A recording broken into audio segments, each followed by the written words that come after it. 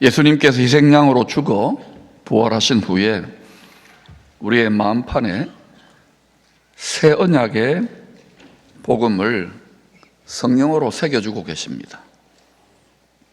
누구든지 십자가에서 대신 피 흘리신 메시아를 믿는 사람은 모든 죄를 사함받고 새 출발을 할 수 있다는 복된 소식을 주신 것입니다. 죄의 삭은 사망이기 때문에 죄가 왕노릇하고 사망이 왕노릇하는 세상이에요. 어떤 전쟁 영웅도 권력자도 과학자도 죄를 이길 수 없었고 사망을 이길 수 없었는데, 하나님은 예수 그리스도를 통하여 죄와 사망 권세를 잡은 자, 이 세상의 임금, 이 세상의 신이 되려고 하는 마귀를 밟으셨어요. 이것을 골수에 새겨 놓으셔야 됩니다. 이 세상은 계속 이렇게 영속되지 않습니다. 심판이 있습니다. 믿는 자들에게는 하나님의 의를 옷 입혀 정죄를 당하지 않고 천국을 향해 가는 새 삶을 살도록 영생의 길을 열어주신 것입니다. 누구도 자랑 못하게 오직 하나님의 은혜, 예수 그리스도의 은혜로. 좀 자랑한다 우쭐댄다 아직 멀었어요. 그러므로 하늘에 계신 의로운 재판장의 입장에서는 가장 큰 죄가 뭘까요? 살인하고 사기치고 욕하고 그런 죄는 지엽적인 죄고, 가장 큰 죄가 뭐냐? 죄를 사해 주시기 위하여 보내셔서 피를 흘리신 그 구세주를 믿음으로 영접하지 않는 죄입니다. 그 영생의 씨앗을 마음밭에 심지 않은 죄가 가장 큰 죄고 가장 미련한 거예요. 여러분이 이 예수 그리스도의 부활과 천국의 영생의 복음을 얼마나 깨달았는지는 몰라도 일단 이것을 내 마음밭에 심고 잘 가꾸든 못 가꾸든 부활의 열매로 가꾸어 가고 있다는 이 사실 자체만으로도 우리는 기뻐 춤을 춰야 되는데, 실제로는 우리가 많이 이 세상에 묶여 있고 육체가 또 쇠약해져 가니까 탄식하고 괴로워할 때가 많잖아요. 자꾸 마음과 생각의 회로를 바꿔야 돼요. 우리는 지금 광야 같은 세상에서 믿음으로 약속의 땅 천국 본향 집을 향하여 죄와 싸움에 행군하고 있습니다. 이렇게 자꾸 말씀의 중심으로 자꾸 북돋우지 않으면 우리는 본성상 애굽으로 바벨론으로 육체의 정욕, 세상의 정욕으로 끌려가는 존재예요. 또 믿어도 교회 나와도 미지근해지고 자기의 여러 가지 마음과 생각과 계산을 따라 그냥 주저앉는 체질입니다. 인정합니까? 이걸 변화시켜 가야 되는 거예요. 행군하고 있어요. 지금 죄와 싸우면서 우리 안에 치열하게 일어나고 있잖아요. 우리의 구원은 이 세상의 시간과 공간을 초월하여 영계입니다. 지금은 하늘의 본향집, 성경에 써 있잖아요. 그 본향집에서는 시공을 초월하여 이미 이루어져 있습니다. 뜻이 하늘에서 이루어진 것 같이, 그래서 천국인 거예요. 근데 그게 땅과 하나 돼요. 새하늘과 새 땅. 그게 영원한 죄와 사망이 없는 하나님이 왕으로 통치하는 하나님의 나라예요. 이게 지금 우리 마음과 영으로만 느낄 수 있는, 말씀으로만 볼 수 있는 세상이죠. 우리가 이 땅에서 나라가 임하옵시며 하더라도 한계가 있어요. 오직 주님이 오셔서 짝퉁 위장평화 즉 그리스도, 끝까지 욕심이 잉태하는 데 죄를 낳고 죄가 장성해져가는 이 세상을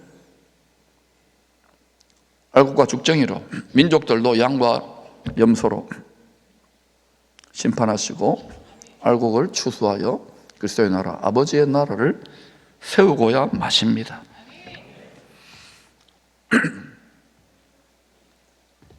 우리의 구원은 하늘에서는 이미 이루어져 있다고요. 완성되어져 있어요. 그런데 이 땅의 시간과 공간 개념으로는 우리의 구원을 세 가지 단계로 이해하는 것이 유리합니다. 필요합니다. 우리는 시간과 공간에 제한되어 있으니까. 첫째, 과거적 의미의 구원입니다. 한번 따라합시다. 과거적 의미의 구원. 이스라엘 백성과 이방인이 유월절 어린 양의 피를 바른 집에 들어갔다가 출애굽한 것과 같은 의미의 구원이에요. 홍해 바다, 사망의 바다를 건넜잖아요. 구원받은 거예요. 십자가에 피 흘리신 유월절 어린 양 예수를 믿음으로 우리는 죄의 삭선 사망, 죄와 사망 권세를 이기고 홍해 바다를 건너서 이미 구원을 받았습니다. 구원받았습니다. 과거적 의미의 구원을 마음에 굳게 잡아야 돼요. 그러나 두 번째는 현재적 의미의 구원이 있습니다. 따라합시다. 현재적 의미의 구원. 출애굽한 성도들이 광야에서 구원받았으면 천국인데 아니잖아요. 광야로 이끌어요. 말씀에 순종하는 훈련을 한 것처럼 너를 낮추시고 너를 겸손케 해서 하나님이 입에서 나오는 말씀에 순종한 테스트한다 그랬잖아요. 우리에게도 말씀에 순종하는 훈련이 있습니다. 이 시대에 열방의 교회, 이방인 교회의 문제가 뭐냐? 예수를 믿는데 예수의 말씀에 순종을 안 해. 내가 하고 싶은 만큼만 하는 거예요. 온전한 순종을 하는 자가 많지 않습니다. 마틴 루터로 해서 믿음으로 구원받는다. 틀린 말은 아닙니다. 광야의 현재적 의미의 구원이 강조되어져야 되는 거예요. 경건의 훈련, 순종의 훈련이 있는데 이거 들이대면 싫어하고 괴로워하고 막 그러는 거예요. 체질이 벌써 우리는 이 세상, 풍요의 세상에 그냥 쩔어들어 있는 거예요. 자꾸 애굽으로, 바벨론으로 육의 정욕을 만족시키는 금송아지를 자꾸 가려고 그래요. 그렇게 하지 말라고 자꾸 격려하는 거예요. 바울은 이 현재적 의미의 구원을 운동선수가 매일 훈련을 하는 것 같은 의미로 설명했습니다. 항상 복종하여, 말씀에 그리스도 영에 복종하여. 복종을 싫어하면 안 됩니다. 그때 자유함이 임해요. 항상 복종하여 두렵고 떨림으로. 두려워하고 떨어야 되는데 말씀 앞에 별로 두려워하고 떨지를 않아요. 담대해요. 엉터리로 담대한 거예요. 두렵고 떨림으로 너희 구원을 이루라.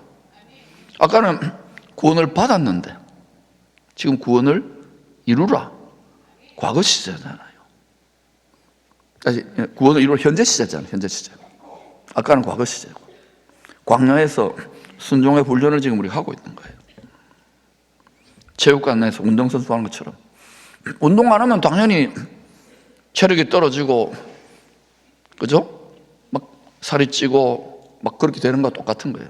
운동을 하는 거 늘 말씀과 기도와 늘 하나님 뜻대로. 목사님만 하는 게 아니라 모두가 다 그렇게 해야 돼요. 그리스도의 몸짱이 되기를 축원합니다.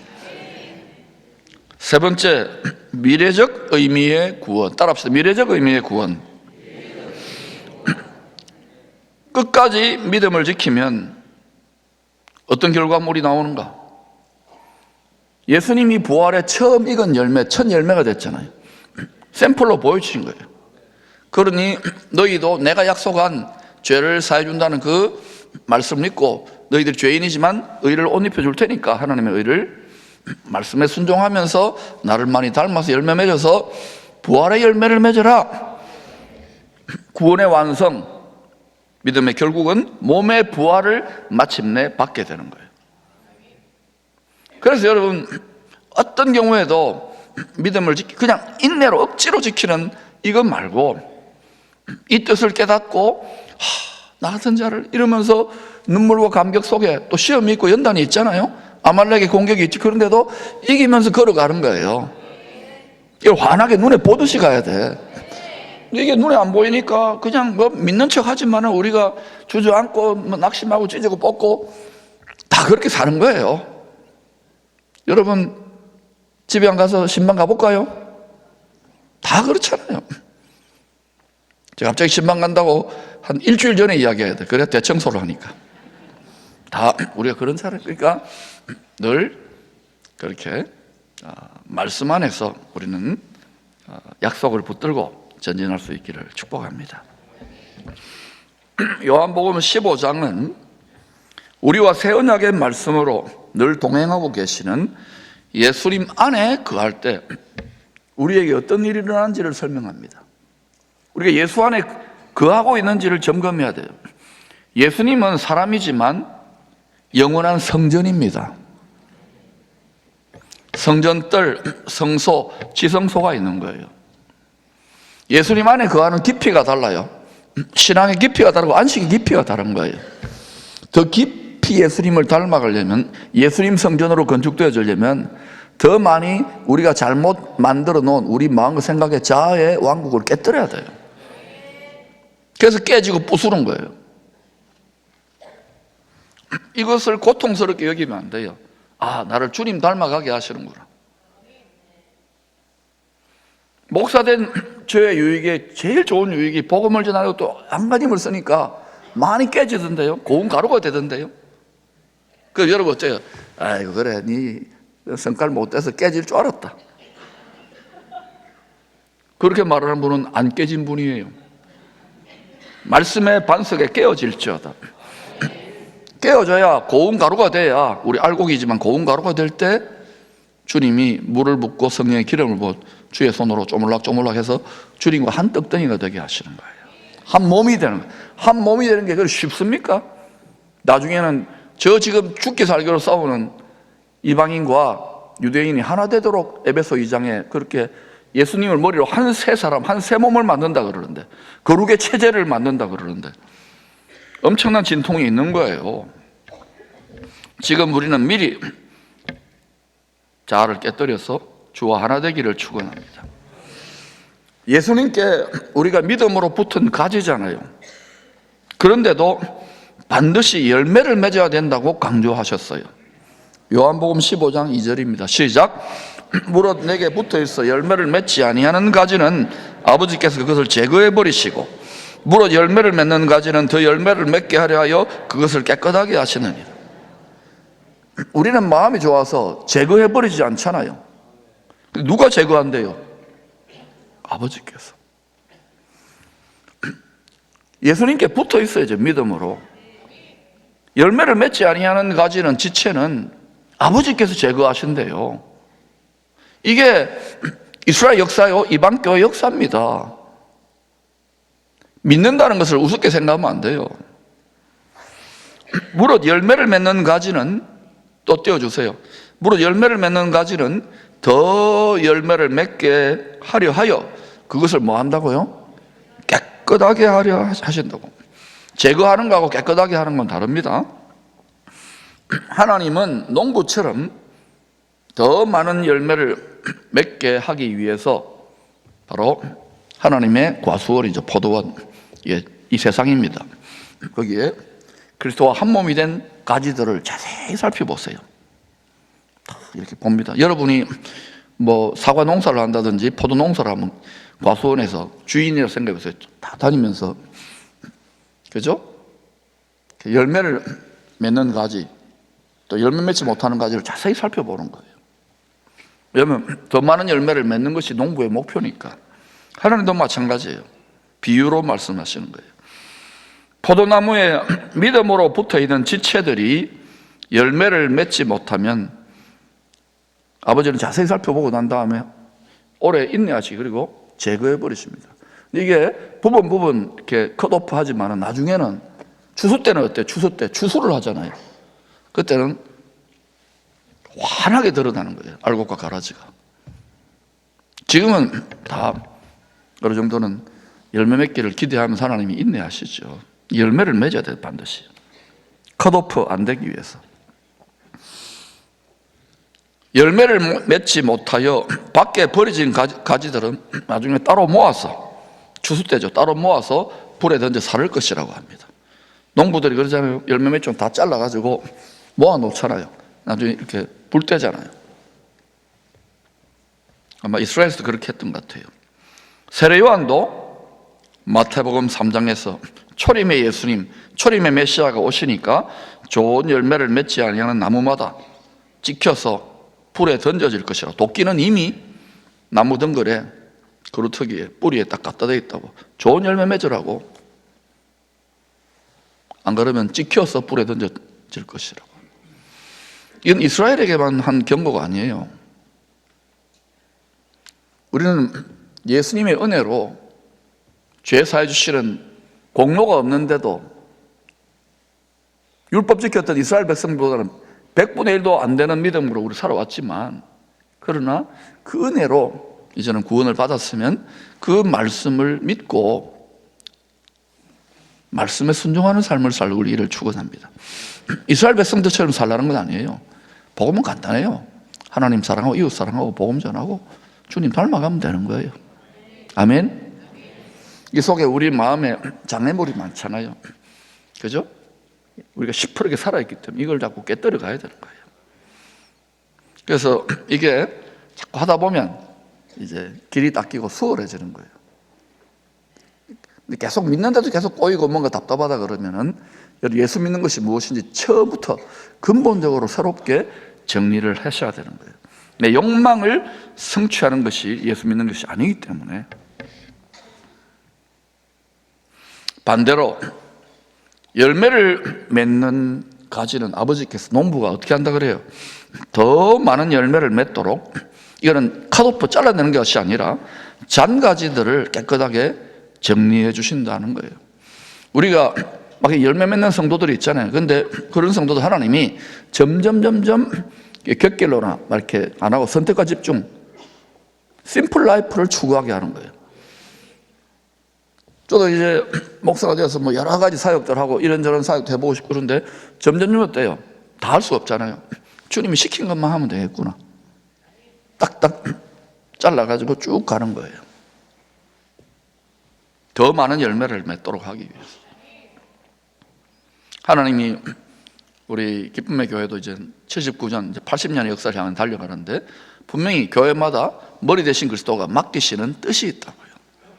저는 그 뜻을 하나님과 상의하면서 알리는 거예요. 집중하자고요. 할렐루야. 그 중에 하나가 생활 선교사입니다. 바라기는 4세대 모든 성도들이 믿음의 분량과 은혜의 분수, 은혜의 분량이 다 다르잖아요. 그러나 다 이 방향으로 정렬되었으면 좋겠습니다. 하나님의 뜻이니까. 성령의 능력과 축복이 농부의 뜻대로 선택된 남은 가지, 열매 맺는 가지에 집중적으로 흘러가게 해서 더 많은 열매가 맺히도록 하기 위해서 잔가지들을 쳐주고 잡초들을 뽑아내는 거하고 똑같은 거예요. 누가 하느냐? 하나님이 하셔요. 주님과 한 몸이 된 가지들이 열매를 많이 맺는 비결, 비밀은 아주 심플합니다. 진리는 단순해요. 나는 포도나무요, 너희는 가지라. 비유를 했죠. 딱 붙어 한 몸인 거예요. 그리스도의 한 몸. 그가 내 안에, 예수님이 성전이에요. 어린 양 성전인데 예수님 안에 거하는 정도가 집이니까, 하나님의 집이니까 현관뜰에 머물러서 회개 조금 하고 왔다 갔다 하고 내 마음대로 살고, 이 수준으로 안 된다는 거예요. 이제는. 그 다음에 뭐예요? 성소, 거실까지는 들어와야 돼. 식당에서 밥을 먹잖아요. 거실에서. 그리고 어때요? 어디까지 가야 마음에 안식이 되느냐면 안방에 들어가요. 안방에 하면 자잖아요. 거기서 안식을 누리는 거예요. 안식에 들어가기 힘쓰라는 것은 지성소까지 들어가기 힘쓰라는 거예요. 여기까지 들어가려면 우리가 깨어져야 돼요. 예수님도 자기를 깨뜨려서 거기 들어갔는데 우리는 날마다 죽노라도 들어가는 거예요. 거기까지 갈 때 하나님의 마음과 생각이 이해되기 시작해요. 주님의 심정이. 그러면서 여러분, 예수의 권세가 내 권세가 정말 되기 시작하는 거예요. 그러니까 현관뜰에 신발 벗어놓고 거기 앉아가지고 있다가 왔다 갔다 하지 말고, 거실에서 텔레비전 보지 말고, 밥만 먹지 말고 안방에까지 들어가시기를 축원합니다. 그 안에 거하면, 내가 그 안에 거하면 사람이 열매를 많이 맺어요. 열매 맺는 정도가 다르겠죠. 지성소까지 들어가십시오. 나를 떠나서는 너희가 아무것도 할 수 없습니다. 그 성전을 떠나서는, 예수님의 성전, 예수님을 말합니다. 떠나서는 아무것도 할 수 없습니다. 사람은 가깝게 지내는 존재의 영향을 받습니다. 그죠? 누구를 가까이 하고, 누구의 말을 듣고, 누구와 동행하느냐에 따라서 인생이 완전히 달라집니다.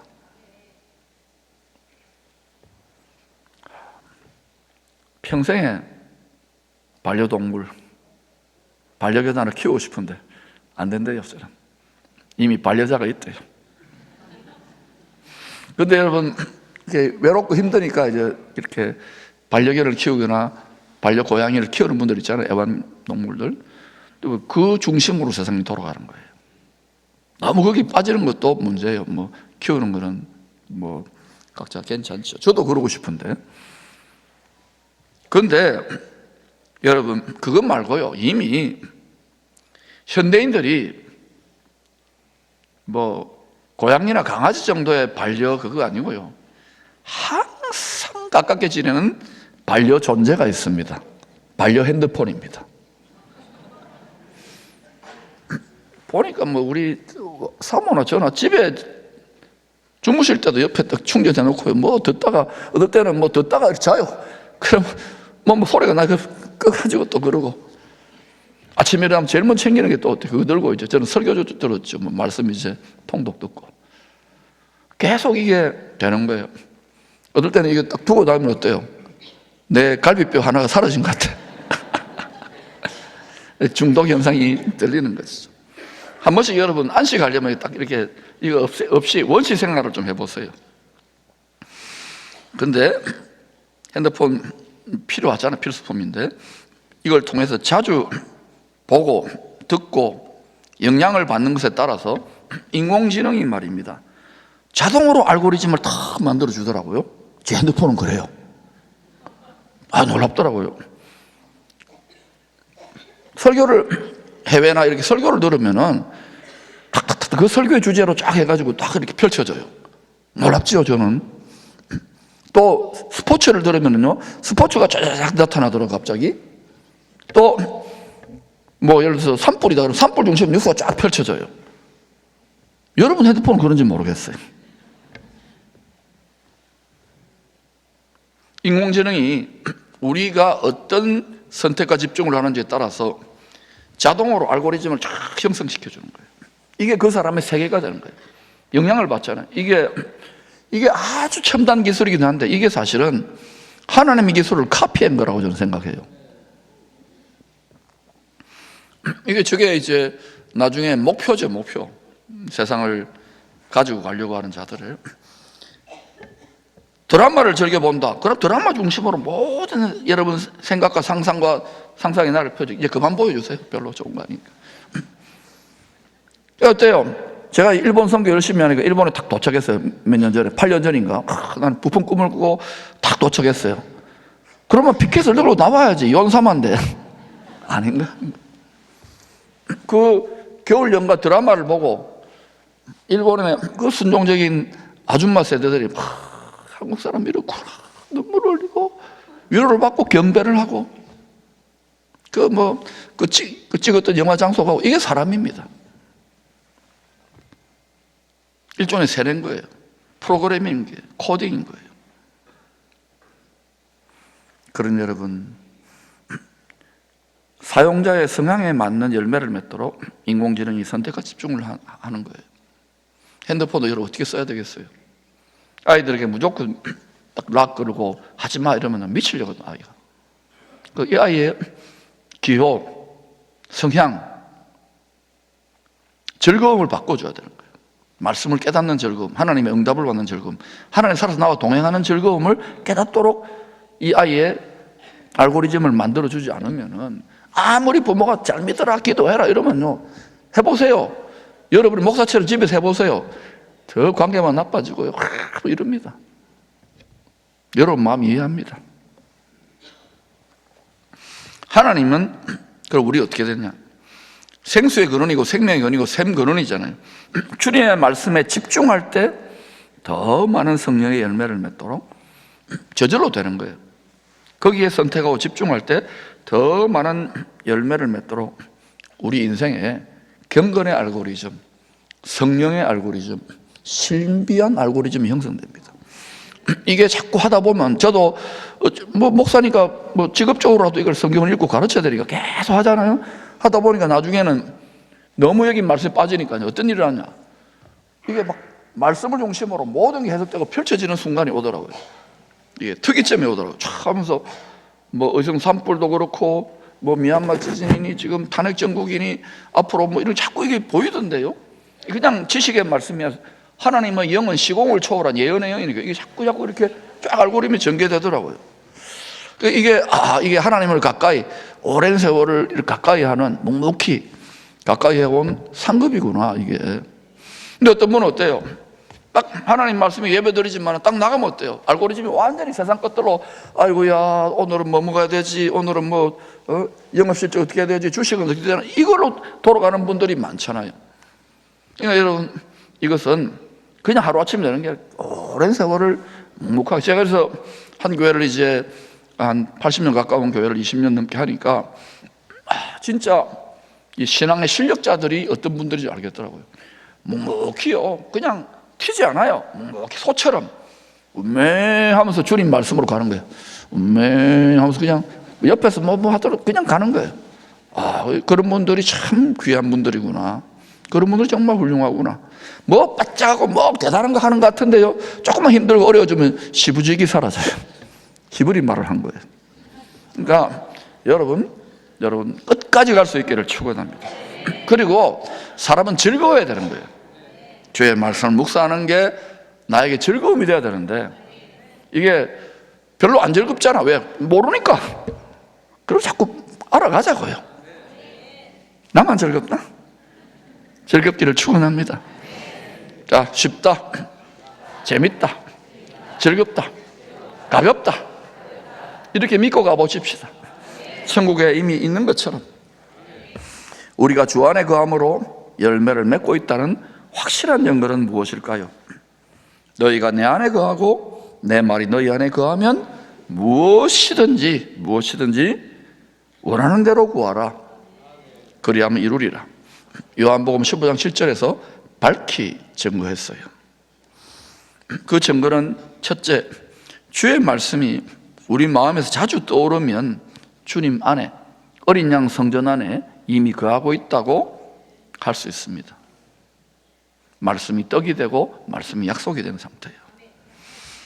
이때 우리 안에 어둠을 뚫고, 우리 어두운 생각이 많잖아요. 어둠을 뚫고 햇살처럼 떠오르는 말씀은 단순한 정보가 아니에요. 성령을 통하여 주님이 우리에게 주시는 말씀입니다. 이것을 로고스와 구별해서 레마, 그 순간 그 역사적 상황, 우리의 삶의 상황에 맞게 하나님이 주시는 내적인 감동과 음성이에요. 이것은 그냥 갑자기 기도 생활 안 하고 경건 생활 안 하다가 자기 필 막 이렇게 느껴졌다고 그렇게 하는 게 아니라 계속해서 이게 주님과 라인이 이게 계속해서 교통이 돼야 되는 거예요. 구름 기둥, 불 기둥 예배드리면 그 야곱이 천사가 오르락 내려가듯이 이게 길이 닦여야 되는 거예요. 천국의 생명수와 우리 마음의 그 밭이 수로가 열려야 되는 거예요. 그러면 계속 성령이 막 이렇게 임하면서 말씀이 깨달아지는 것을 계속 해야 되는 거예요. 기도와 말씀. 그래서 여러분, 말씀과 기도로 우리가 늘 주님을 가까이 할 때 상급이 뭐고 보상이 뭐냐? 신령한 알고리즘이 우리 마음에 형성됩니다. 그래서 자주 우리가 어떤 상황이나 형편이나 어떤 사건을 당할 때 자꾸 신령한 방향으로 말씀이 자꾸 떠오르고 생각나는 거예요. 때로는 전혀 거꾸로 돌아가는 상황에서도 아들아 담대하라, 내가 세상을 이겼다, 너 담대하라, 종아 담대하라, 이 약속의 땅을 너에게 주겠다, 이런 용기와 담력이 있을 때 돌파하는 거예요. 일본도 그렇게 나가고 있는 거예요. 그런데 이게 완전 세상의 뉴스만 알고리즘에 돌아가면요, 그런 말하면 아이고야 하고 눈에 보이는 쪽으로 기울게 돼 있잖아요. 하나님의 약속의 말씀을 붙잡고 나아갈 수 있기를 축원합니다. 이게 계속해서 주님을 따라갈 때 주시는, 우리 마음에 주시는 보물이요 상급인 거예요. 신령한 알고리즘이 다 우리 자녀들부터 형성되기를 축원합니다. 그러면 하나님은 그런 사람들을 통해서 하나님의 세상 역사 속에서 구원의 역사를 주도해 가게 하세요.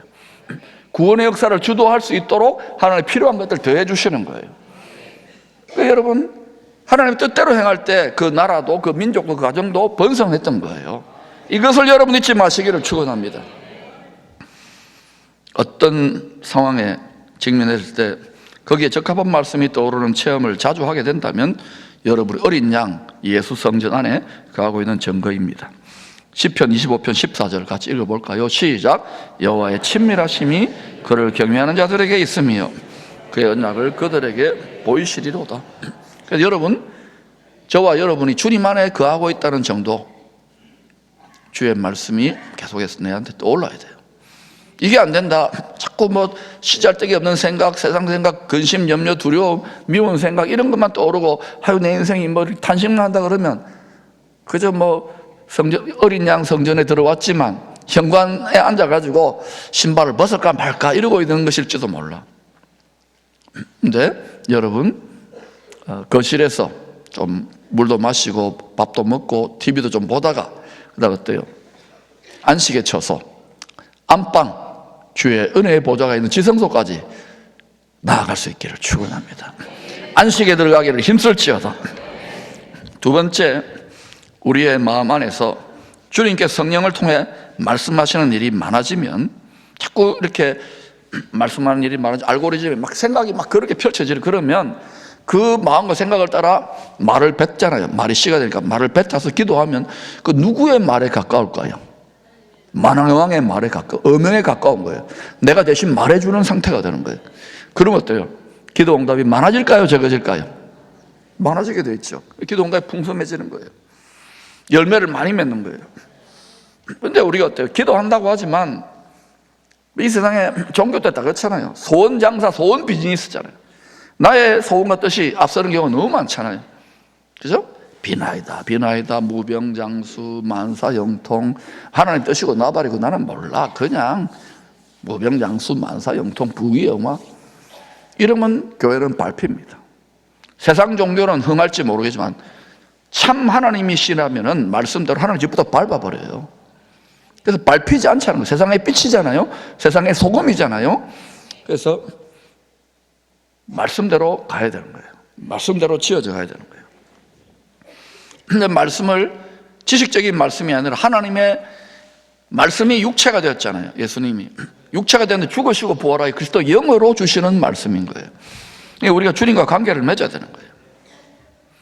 특히 우리들이 고난과 어려움을 당할 때, 그것도 하나님 말씀에 순종했는데 복음을 전하는 삶을 살았는데 고난이 있어, 시험이 있어, 심지어는 내 생명을 빼앗기는 일들도 있어. 그럼 어때요? 에이 때려치우자, 내 괜히 그냥 내 인생을 돌려도 이럽니까? 아니에요. 그때 훈련이 안 된 어린아이 같은 성도들은 이 문제를 빨리 해결해 주세요, 이 고통을 빨리 사라지게, 이 시험을 빨리 없애주세요. 아니에요. 여러분 그렇게 해도 계속 하나님이 여러분에게 가시를 딱 박아놓는다, 아킬레스건을 딱 둔다, 문제를 두신다 그러면 그때는 하나님께 계속 물어봐야 되는 거예요. 계속 땡깡만 부리지 말고 하나님 뜻이 무엇입니까? 말씀을 읽고 계속해서 하나님께 자꾸 여쭤봐야 되는 거예요. 그런데 우리는 내 뜻과 내 생각을 앞세우며 주장하기 때문에 내 생각과 내 뜻대로 관철이 안 되면 고통하고 힘들어 하잖아요. 여러분, 담임 목사가 왜 안타까워하고 고통할까요? 내 뜻대로 안 돼서 그럴까요? 잘 생각해 보세요. 여러분이 성장해야 되는 거예요. 그리스도의 분량으로. 근데 우리 다 각자 소견이 있잖아요. 다 각자 교회에 대한 생각이 있고 다 뭐 하나님 뜻이다 그러고, 그게 정말 하나님의 뜻에 부합되는지를 점검해야 되는 거예요. 그것은 다른 게 아니에요. 하나님과 자꾸 가까이 해야 되는 거예요. 때로는 우리가 고통 중에, 시험 중에 기도하다가 하나님께서, 하나님의 성령께서 우리의 생각과 다른 말씀을 주님이 하실 때의 성령을 통해서. 그럴 때 여러분 경험해 봤어요? 그러면 그 말씀이 칼처럼, 성령의 칼처럼 와가지고 내 잘못된 마음, 생각 또는 나의 어떤 고집, 감정 이런 것들을 치료한다고 그냥 뚝딱뚝딱뚝딱 수술한다고. 그러면 생각이 달라요. 마음이 달라요. 느끼는 감정이 다른 거예요. 의지가 달라지는 거예요. 그러면서 점점점 주의 마음과 주의 생각과 주의 감정, 주의 뜻을 이해하게 되는 거예요. 이게 굉장히 중요한 거예요. 덮어놓고 왔다 갔다 하는 게 아니에요.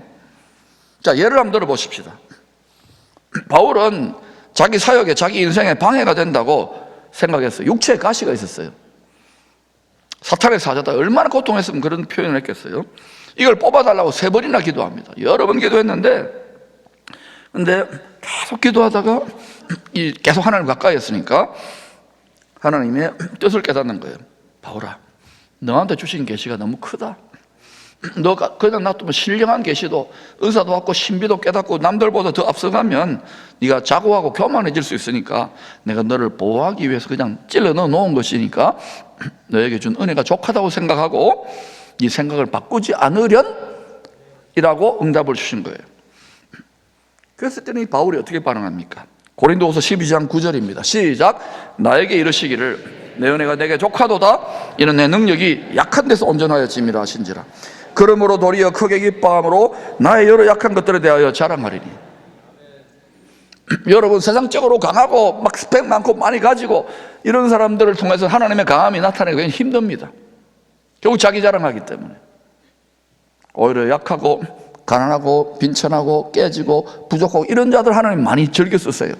왜 그러냐? 그래야 내가 했다, 나의 영광이 드러나기 때문에. 여러분이 목사님 나는 약해요, 못해요, 힘들어 이랬습니까? 그 약함을 자랑하는 단계까지 여러분 속사람이 성숙해져 가야 돼요. 그러면 하나님의 강함이 나타나는 거예요. 우리 한동대 졸업생 중에 하라라는 자매가 있어요. 이름이 뭘까요? 박하라가 아니라 강하라. 그래서 저한테 기도 받으러 왔기로 했어요. 하라야, 강하라도 중요하지만 네가 강해지려면 약하라가 먼저 돼야 돼요. 약하라, 강하라. 왜냐하면 하나님 자기 약하게 만드는 거예요, 우리를. 저도 그래요. 강하고 싶은데 사나이 대장부가 울면 안 된다. 많이 울었어요. 그런데 자꾸 약하게 만드는 거예요. 그때 하나님의 강함을 옷 입혀가지고, 하나님의 전신갑 입혀가지고 능력이 나가는 거예요. 할렐루야, 할렐루야. 대한민국도 지금 하나님이 그렇게 훈련하고 있는 거예요. 그래야 바른 방향으로 가니까. 그래서 성령으로 주신 이 말씀에 생각을 복종시켜 바울이 다시 기도하잖아요. 자기 그냥 이게 복종이 안 됐으면, 그냥 자기 고집 부렸으면 계속 바울은 성장 못하고 다람쥐 쳇바퀴 돌았을 거예요. 근데 이 가시의 고통을 넉넉히 이길 수 있는 큰 기쁨의 응답을 받게 되는 거예요. 그래서 어때요? 나의 여러 약한 것들을 자랑한다. 내가 도리어 크게 기뻐한다. 약한 것들을 자랑해요. 생각이 클래스가 다른 거예요. 하나님 뜻을 깨달아야 되는 거예요. 그러니까 여러분, 주님을 기뻐하는, 주의 뜻을 기뻐하는 자리까지 나아갈 수 있기를 축원합니다. 사도들도요, 복음을 전하는 과정에서 여러 가지 시험을 당했잖아요. 얼마나 나 죽기까지 했어요. 그런데도 사도들은 주의 말씀에 주님이 주시잖아요. 계속해서 자아를 복종시켜 온전히 기쁘게 여길 수 있는 마음과 생각, 그 믿음의 분량까지 성장했기 때문에 감동했던 거예요. 우리도 마찬가지입니다. 열방이다, 복음이다, 생활선교사다, 우리가 속사람이 성장해야 되는데, 여러분 복음을 전해보세요. 거꾸로 돌아가고 힘들고 어려운 일이 없을까요? 시험이 없을까요? 당연히 각오하고 하는 거예요. 그걸 기쁘게 여기는 것이 기쁨의 교회라니까요. 아멘. 그러니까 여러분, 많이 모여가지고 우리끼리 소꿉장난하는 게 아니라니까요. 어린 영혼들을 우리 어른들이 섬겨야 되지만은 계속해서 우리가 그 본을 보이고 나아가야 되는 것입니다. 그때 하나님은 그 교회를, 그 시대를, 그 민족을 축복하시는 거예요.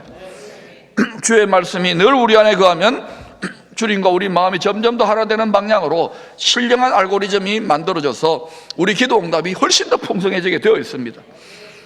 늘 주의 말씀 안에 거했던 코리텐범 여사가 기도에 대해 이런 말을 했어요. 하나님은 우리가 기도하지 않아도 우리의 필요를 아신다. 그러나 기도를 통하여 우리의 마음과 생각이 하나님의 뜻에 맞추어진다. 주파수가 맞추어지는 거예요. 기도는 왜 하느냐? 어릴 때는, 영적 어릴 때는 주여 이거 응답해 주세요 이래도 응답이 잘 돼요. 나의 뜻으로 해도. 기도 줄을 닦아야 되니까. 기도 귀를 닦아야. 그러나 여러분이 영적으로 성장해가고 한참 시간이 지났는데도 주여 여전히 그냥 육에 속하여 세상의 것들을 구한다면 하나님 응답을 잘 안 하시잖아요. 그래서 화목하지 않고 낙심해 있거나 생기를 못 느끼는 경우가 많아요. 바울처럼 돌파가 안 되는 거예요. 이유가 뭘까요? 계속 내 하나님께 물어보지 않고 하나님 말씀을 가까이 하지 않고 계속 내 생각을 고집하니까 성장이 안 되는 거예요. 거기서 멈춰버리는 거예요. 그러니 여러분, 기도에 대해 이제 정렬을 바꾸자고요. 어린아이들은 그냥 아빠 이거 사주세요 이렇게 해도 사주시지만 여러분이 40대, 30, 50이 돼가지고 아빠 초콜릿도 줘요. 이제 그런 기도 뛰어넘어야 되지 않을까요? 우리가 얼마나 받은 복이 많습니까? 그렇다면 이제 기도를 이렇게 생각하십시다. 내 마음과 생각과 내 자아를 주의 뜻에, 내 인생을, 내 패밀리, 내 비즈니스, 내 제너레이션 자녀들까지 주의 뜻에 정렬되기를 소망합니다. 이렇게 나아가면 주의 나라와 주의 뜻을 먼저 구하면 더하여 주신다면서요. 해봅시다. 사도 요한은 포도나무와 가지 비유를 통하여 열매 있는 신앙생활에 대해서 청년회 때 이 요한복음 15장을 들었어요. 아마 20대 때일 거예요. 그로부터 지금 60년 정도가 지나가지고 한 80, 90 정도 노사도가 되어서 그런 늘 주님 안에 거함으로 풍성한 기도 응답을 받는 삶을 실제로 60년 넘게 누리고 왔던 것 같아요. 그리고 요한일서 5장 14, 15절에서 확신에 찬 의조로 하나님과 한마음 되었을 때 어떤 기도가 일어나는가? 시작! 그를 향하여 우리가 가진 바 담대함이 이것이니 그의 뜻대로 무엇을 구하면 들으심이라. 우리가 무엇이든지 구하는 바를 들으신 줄을 안즉 우리가 그에게 구한 그것을 얻은 줄을 또한 아느니라. 애굽의 것, 세상의 것, 바벨론의 것을 구하지 말고 이제 우리가 믿음이 좀 성장했으면 저 하늘에 있는 예루살렘, 우리에게 영원히 약속되어 있는 저 천국 부활 영생의 소망을 위하여 조금도 뒤처지지 말고 계속 행군할 수 있기를 축원합니다. 또한 감당할 수 있는 자들은 하나님의 능력의 옷을 입어서 복음 전하는데 기쁨으로 전하는 믿음의 담력을 선물로 주시기를 축원합니다.